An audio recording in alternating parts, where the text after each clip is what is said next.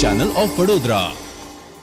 સરદાર પટેલ યુનિવર્સિટીના department of social work, Hosei university જાપાનના સંયુક્ત ઉપક્રમે જાપાન ભારત વચ્ચે આંતરરાષ્ટ્રીય કક્ષાનો સેમિનારનો પ્રારંભ કરવામાં આવ્યો હતો. Sardar Patel university MP Patel auditorium ખાતે યોજાયેલા સેમિનારમાં આશરે 17 રાજ્યોમાંથી સંખ્યાબંધ પ્રતિનિધિઓ, અધ્યાપકો, સંશોધકો અને વિદ્યાર્થીઓ સામેલ થયા છે. આ 5 દિવસના ઇન્ટરનેશનલ સેમિનારમાં 71 જેટલા પેપર રજૂ થશે. ઉદ્ઘાટન સમારોહમાં આ સેમિનારના કન્વીનર પદે રહેલા ડિપાર્ટમેન્ટ ઓફ સોશિયલ વર્કના ડાયરેક્ટર પ્રોફેસર ડૉક્ટર શિવાની મિશ્રાએ સત્કાર પ્રવચન દ્વારા વિધિવત રીતે આ સેમિનારનો પ્રારંભ કરાવ્યો હતો. પ્રોફેસર મિશ્રાએ જણાવ્યું હતું કે અમે જેન્ડર સમાનતાના લક્ષ્યને હાંસલ કરવો હતો તથા તેના અમલીકરણ કરીને જરૂરી બદલાવ લાવવાનો પણ છે. જેન્ડર અને હેલ્થ એ માત્ર એક દૃષ્ટિકોણ નથી, તેને આર્થિક, સામાજિક અને અન્ય કેટલાક દૃષ્ટિકોણની સાથે સવિસ્તર સમજીને આગળની કામગીરી કરવી પડશે. આ બાબતે આશા છે કે ભારત અને જાપાન જેન્ડર હેલ્થના મુદ્દે સાંસ્કૃતિક આદાન પ્રદાન પણ કરશે. આ પ્રસંગે એસપી યુનિવર્સિટીના પ્રોફેસર ડૉક્ટર નિરંજન પટેલે તેમનો સંદેશ પાઠવતા જણાવ્યું હતું કે જેન્ડર હેલ્થ સંદર્ભે બંને દેશોના તુલનાત્મક અભ્યાસ અંગે થનારી મહત્વની ચર્ચાઓ અને તેની ફલશ્રુતિ સ્વરૂપે સસ્ટેનેબલ ડેવલપમેન્ટ ગોલ્સને પહોંચી વળવા માટેના અત્રેના થનારા પ્રયાસોને તેમણે બિરદાવ્યા હતા. ખાસ કરીને સરદાર પટેલ યુનિવર્સિટીના આંગણે આ પ્રકારનો આંતરરાષ્ટ્રીય સેમિનાર આયોજિત થયું છે તે અંગેનું ગૌરવ વ્યક્ત કરીને અત્રે ઉપસ્થિત સૌ નિષ્ણાંત જેન્ડર સમાનતા અને ખાસ કરીને જેન્ડર હેલ્થના મામલે પ્રવર્તતી સમસ્યાનું યોગ્ય નિરાકરણ લાવશે તેવી નેમ વ્યક્ત કરી હતી. આ પ્રસંગે મુખ્ય અતિથિ તરીકે ઉપસ્થિત રહેલા જાપાન ફાઉન્ડેશનના શ્રી koji સાતોએ બંને યુનિવર્સિટી દ્વારા થયેલા મહત્વના આયોજનને બિરદાવ્યું હતું અને જેન્ડર આરોગ્ય, શિક્ષણ અને અન્ય કેટલાક મુદ્દે પ્રવર્તતી અસમાનતા વિશે ચિંતા વ્યક્ત કરીને આ દિશામાં સમાનતા કેળવી સ્વસ્થ સમાજ, દેશ અને દુનિયાનું નિર્માણ કરવા અનુરોધ કર્યો હતો. આ તબક્કે જાપાનની હોસેઈ યુનિવર્સિટીના કન્વીનર પદે રહેલા એસોસિએટ પ્રોફેસર અને આ કાર્યક્રમના ગેસ્ટ ઓફ ઓનર ડૉક્ટર એઈકો સેકીએ પણ તેમના મંતવ્યો વ્યક્ત કર્યા હતા. ઉદ્ઘાટન સમારોહમાં એમએસ યુનિવર્સિટીના પૂર્વ સેનેટ અને સિન્ડિકેટ સભ્યો દ્વારા કરવામાં આવેલ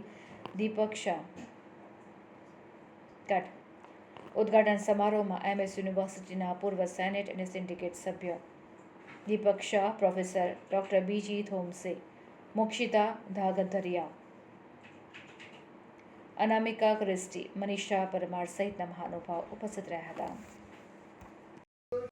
એ બેઝ છે SDG 5 એટલે કે sustainable development goal number 5 which talks about gender equality. એટલે મહિલાઓને પણ પુરુષો જેવા દરેક જાતિના ડિફરન્સ વગર દરેકને સમાન અધિકાર મળવા જોઈએ એ વિષય પર આ સેમિનાર છે 5 દિવસ માટે ઓર્ગેનાઇઝ થયો છે જાપાનની હોઝે યુનિવર્સિટીની સાથે.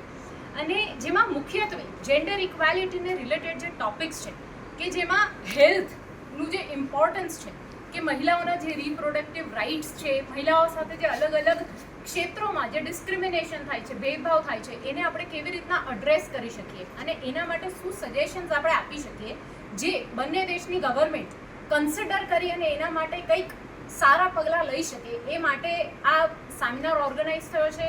આજે મારો સબ્જેક્ટ છે પોશ એક્ટ પર, એટલે કે sexual harassment of women at work place, જે મહિલાઓ સાથે જાતીય સતામણી થાય છે કાર્યસ્થળ પર અને એ ડિસ્કરેજ કરે છે વધુને વધુ મહિલાઓને કાર્યસ્થળ પર જોડાવા માટે, જે જેન્ડર ઇક્વાલિટી માટે બહુ મોટું થ્રેટ છે.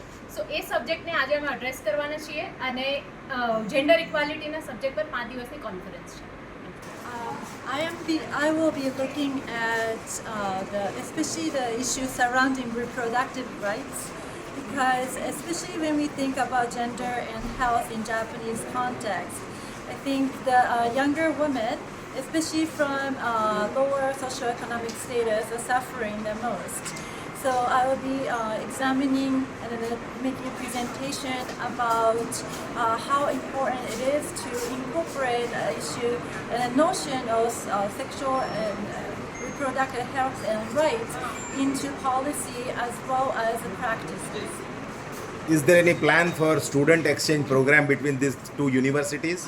I would love to consider the possibility. I would love to see a lot of student collaboration as well. Thank you. 5 દિવસનું આપણું Indian council of social science research અને જાપાન ઓફ પ્રમોશન સોસાયટીના અંતર્ગત because એ લોકો આપણને financially sponsor કર્યું છે તો તેમના અંતર્ગત આપણો આ 5 દિવસનો પ્રોગ્રામ છે. 250 પાર્ટિસિપન્ટ આમાં ભાગ લેવાના છે અને 71 પેપર એમાં પ્રેઝન્ટ કરવાના છે જે અલગ અલગ મુદ્દા પર કરવાના છે. ઇકોનોમિક્સ પર, સોશિયલ પર, પોલિટિકલ પર, મેન્ટલ હેલ્થ પર, વિવિધ વિષયો પર તેઓ પોતાનો મંતવ્ય પ્રસ્તુત કરશે. અને આપણે 12 સ્પીકર્સને બોલાયા છે. મેડિકલ ફિલ્ડમાંથી નયનાબેનને બોલાયા છે, ભાઈકાકા યુનિવર્સિટી સ્વાતિબેન છે જે જેન્ડર પર એથિક્સનો શું મહત્વ રહ્યો છે, કૃપાબેન છે જે પોશ એક્ટ પર એડવોકેસી ઇઝ અ ફ્રીલાન્સ એડવોકેટ જે પોસ્ટ એક્ટ પર આપણને ધ્યાન દોરવશે. અને કેટલાક એનજીઓઝને બોલાયા છે જે પોતાના એક્સપિરિયન્સ જેન્ડર એન્ડ હેલ્થ પર કેવા છે તેના પર આપણે પ્રકાશ નાખીશું 5 દિવસમાં. અને પીએચડી સ્કોલર્સને પણ આગે આવીને પોતાના જે રિસર્ચ એમને જે સંશોધન કર્યા છે તેના પર તેઓ પ્રકાશ કરશે. અને જાપાન ફાઉન્ડેશનને આપણે જે બોલાવવામાં આવે છે એનો મેઇન પર્પઝ એ છે આપણો કે તેઓ આપણને સમજાવશે કે જેપનીઝ કલ્ચર શું છે. અને જ્યારે બી તમે જ્યારે રિસર્ચની વાત કરો અને જો એમાં જો કલ્ચરનું તમે પ્રાધાન્ય આપો નહીં તો એ રિસર્ચ કંઈ ને કંઈ બંને કન્ટ્રી વિશે એક કમ્પેરેટિવ કામ ન થઈ શકે. એટલે રોઝા યુનિવર્સિટી જોડે રહીને આપણે જેન્ડર એન્ડ હેલ્થનું જાપાનમાં જે શું સ્થિતિ છે અને ઇન્ડિયામાં જે શું સ્થિતિ છે બંનેને ધ્યાનમાં રાખીને અમે એવું વિચારીએ છીએ કે અંતમાં એક પોલિસી પેપર આપણે પોલિસી ફ્રેન્ડલી એક પેપર આપણે પબ્લિશ કરીએ અને કંઈ ને કંઈ બંને સોસાયટી અને બંને ગવર્મેન્ટને એ વસ્તુ આપણે પ્રસ્તુત કરી શકીએ.